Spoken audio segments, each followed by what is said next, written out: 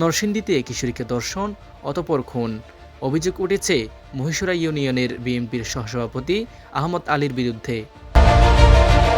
এ সম্পর্কে এনসিপির মুখ্য সমন্বয়ক এবং সংসদ সদস্য হাসনাত আবদুল্লাহ তার একটি ফেসবুক পোস্টে লেখেন, নরসিংদীতে কিশোরীকে ধর্ষণ ও বাবার কাছ থেকে ছিনিয়ে নিয়ে হত্যায় জানা যাচ্ছে স্থানীয় বিএনপি নেতাও জড়িত।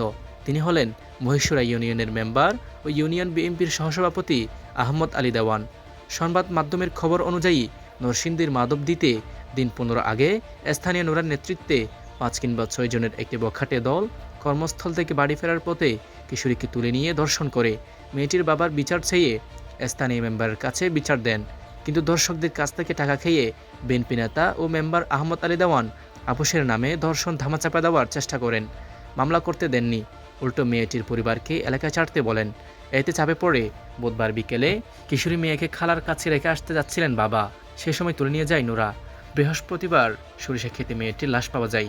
তিনি তার ফেসবুক পোস্টে আরও উল্লেখ করেন, পুলিশ মহিষাসুর ইউনিয়ন বিএনপির সহসভাপতি আহমদ আলী দেওয়ান, তার ছেলে ইমরান দেওয়ান সহ 4 জনকে গ্রেপ্তার করেছে, যা যথেষ্ট নয়।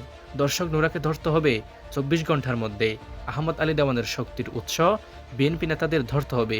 স্বরাষ্ট্রমন্ত্রীকে বলতে হবে, বিএনপি নেতাদের প্রশ্রয়ে ধর্ষণ, অপহরণ, খুনের মতো জঘন্য অপরাধ কবে থামবে। ইমরান হোসাইন, অনুসন্ধান, চট্টগ্রাম।